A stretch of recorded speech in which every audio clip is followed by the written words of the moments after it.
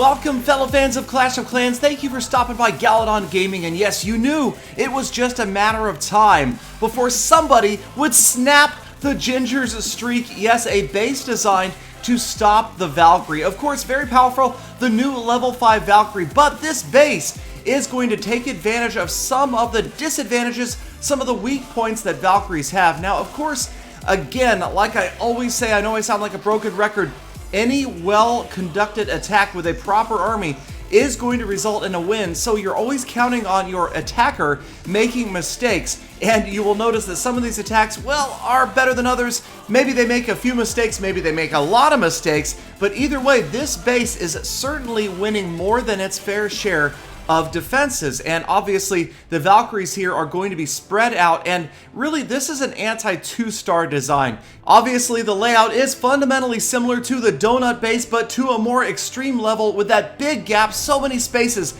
between the outer ring of structures and that inner core, where the Infernos, the Eagle Artillery, the Expos, the Clan Castle, and of course the Town Hall lie. And it is that we're counting on when we're using this base design to keep those Valkyries from making it to the middle. Now, this attack really didn't make a lot of sense to me. It's like a kill squad, two-stage, strange, disorganized attack. The jump spell going down, and that's really not an important factor in these sort of attacks. You get one entry into the outside, and then, well, you want to make sure you get funneling working, and the king, the Valkyries, going off and to the left, and that is a huge mistake. Check out the rage spell right there. The queen, well, she's going to use it. Another rage spell. Okay, that, I don't know. That was just some of the worst rage spell usage I've seen in a long, long time. You're trying to enrage one unit, the Archer Queen. She's going to get annihilated by those minions anyway, and you overlap rage spells. The freeze spell, come on. No, don't do that. All right, so you can't give any credit to the base design for this win, but it is the first of several replays in today's episode, and I thought it was interesting to share.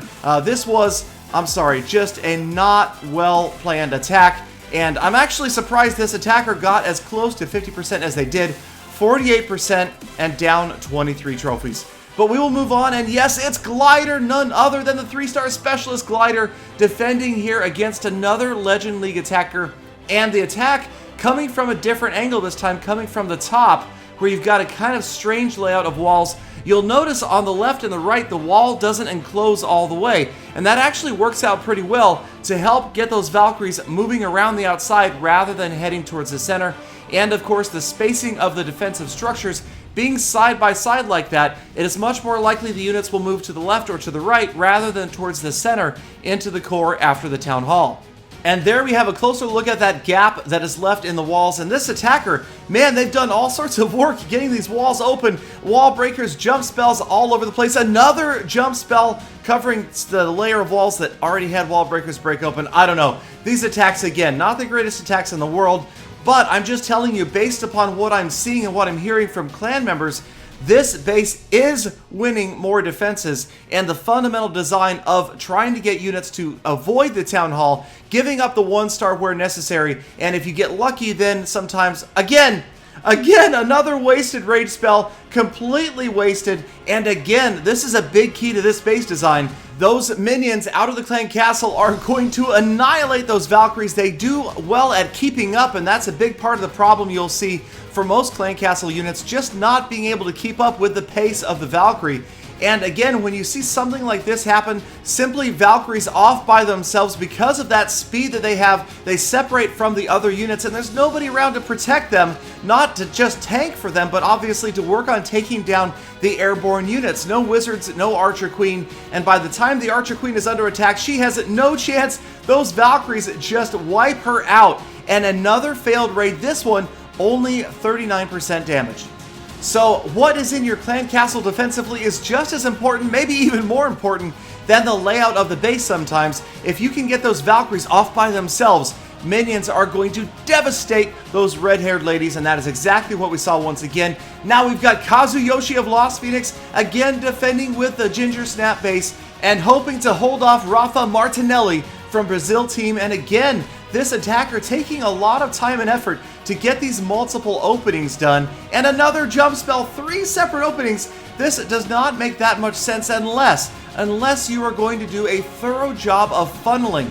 funneling by getting the left and the right structures down, but no, it's not happening. The heroes have gone in right away, right down the middle, more wall breakers, and there's no funneling happening here. You can see everybody in at just about the same time except for the Valkyries. They go in last. Here they come. Once again, here come the minions out of the clan castle all over the place, and again, the rage spell is going to be avoided as this base layout causes the units to go left, go right, go up, go down, go anywhere but towards that town hall. And again, spell, timing, and placement. How many times do I have to tell you people? You've got to watch out. You've got to be able to predict the path of your attacking units. And had this attacker saved that rage spell and used it in the path of the Valkyries instead of that path towards the town hall, then very likely those Valkyries would have gotten the additional percentage points of damage needed to save this raid from a fail. Instead, Rafa Martinelli is looking at a 42% 0-star loss, 22 trophies over to Lost Phoenix and Kazuyoshi. So thank you guys once again for stopping by, for spending a few minutes of your day with me. I know that your time is valuable, and I hope that I made your day a little bit brighter. I know you guys make my day brighter every single day, and that is why I expressly hope that you can all come back again tomorrow for more full attacks.